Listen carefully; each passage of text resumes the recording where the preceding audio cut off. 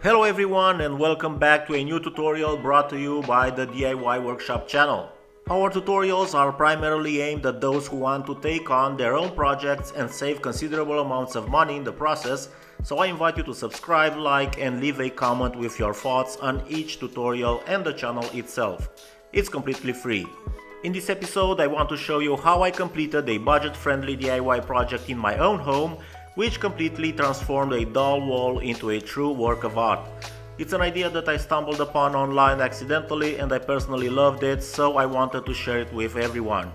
Some of you may think that the previous design was also beautiful, but here I need to take you back in time and tell you that during the renovation of the apartment, I asked a specialized company to create a custom-made wood slat wall identical to the one shown in the images.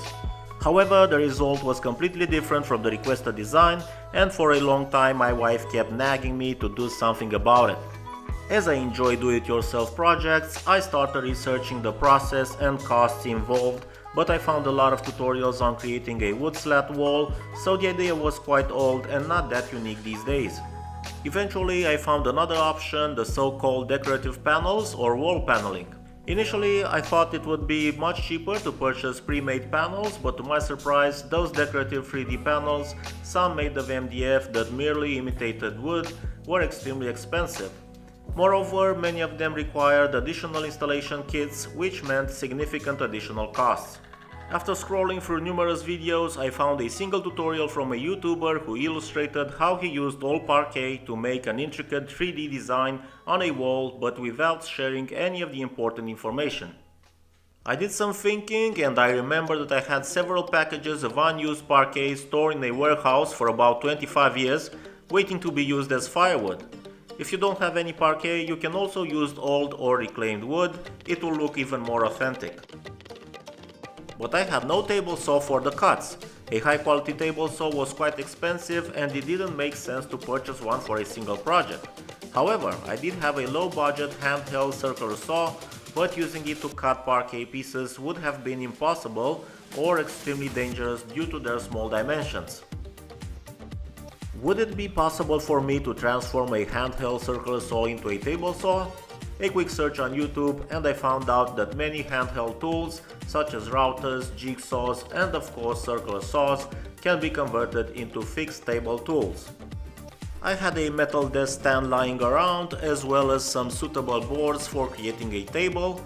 There are many tutorials on YouTube about this, so I didn't create a dedicated tutorial on this subject, but the basic concept is quite easy to understand from the images presented. To secure and cover the screw heads, I used super glue mixed with fine sawdust. Then I polished the surface of the top panel to make it perfectly smooth. As you probably noticed, I used wing nuts and Grover washers for a strong and secure fastening.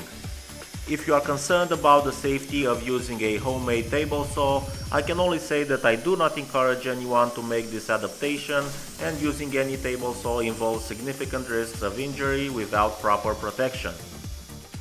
Personally, I found this adaptation to be quite safe because I had good visibility of the blade and I never came even close to it with my hands. To avoid boring you with the introduction, I have already illustrated a part of the tutorial that does not require many explanations.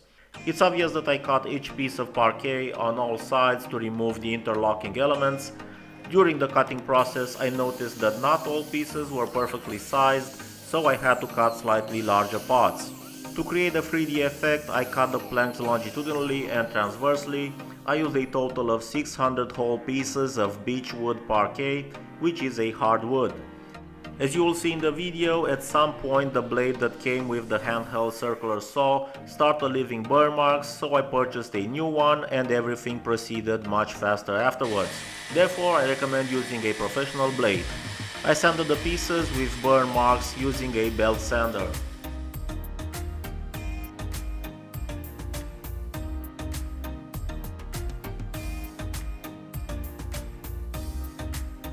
After the cutting, each piece measured about 30 by 4 centimeters. By cutting 300 pieces longitudinally, I obtained a coverage of 900 whole pieces. The types of pieces obtained for creating the 3D effects are as follows: 100 whole pieces that I kept intact, 100 whole pieces that I cut transversely approximately in the middle, 100 whole pieces that I cut transversely at random dimensions. As I mentioned before, out of the 600 pieces, 300 I cut longitudinally. That became this way 600 thinner long pieces, out of which I kept 200 long pieces intact, cut 200 pieces transversely in the middle, and cut 200 pieces transversely at random dimensions. Of course, you can divide the types of cuts differently. This is just an example of how I did it. The random dimensions will be very helpful in achieving the desired pattern, so don't try to cut them into equal parts.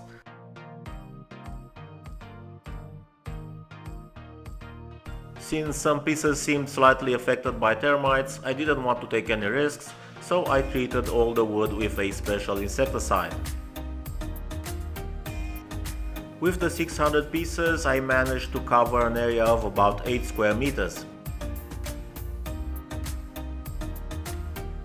To ensure that I had enough to finish the tiling in both areas, I started near the living room door and then finished with the opposite corner using a different design.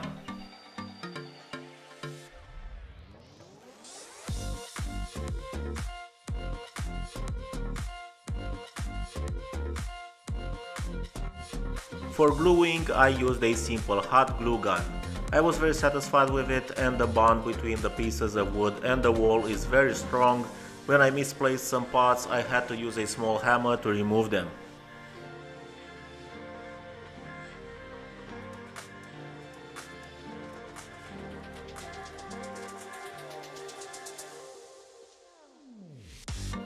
Since I didn't use a precise professional table saw, there were slight differences of maybe 1 to 2 millimeters in some pieces, so I used a laser level to align each row during the tiling to avoid visible gaps. I used 3 whole pieces as reference, 2 at the ends and 1 in the center for correct alignment.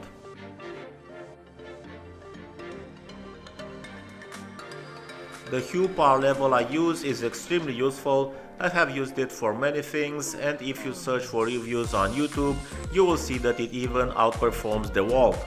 I will also include a link to it in the description. This is my personal opinion, this tutorial is not sponsored by any company.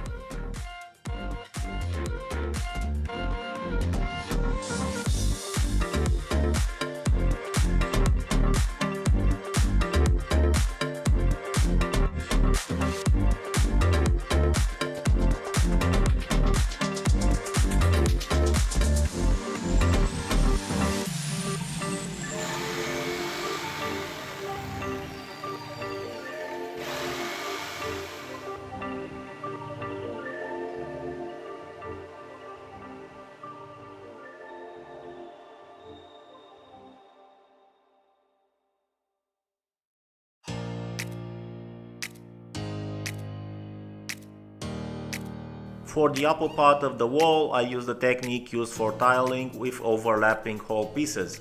One piece overlaps the whole plank from the lower row, while the other aligns with the wall. This way you will obtain a mirrored pattern of the required piece after cutting.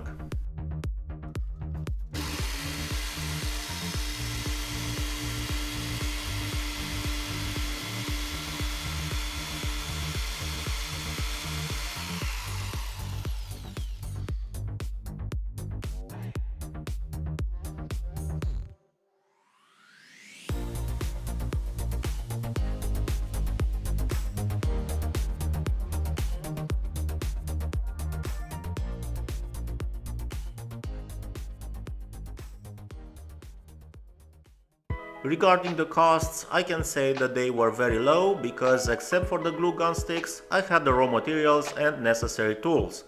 Even if I didn't have the old Parquet, a lot of people simply throw the used one away.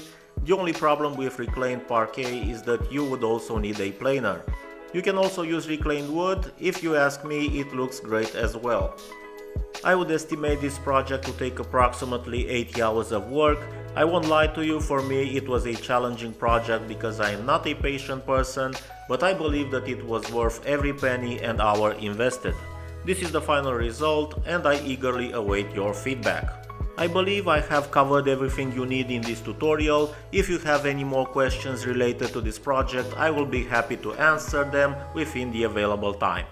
If you enjoyed this tutorial, don't forget to watch other videos on this channel that are just as informative. Press the subscribe button to receive notifications about future interesting tutorials. It's completely free. Give it a thumbs up, leave a comment or share it with others who are interested in do-it-yourself projects. Until the next episode, the administrator of the DIY Workshop channel thanks you for watching and wishes you success in your endeavors. Goodbye.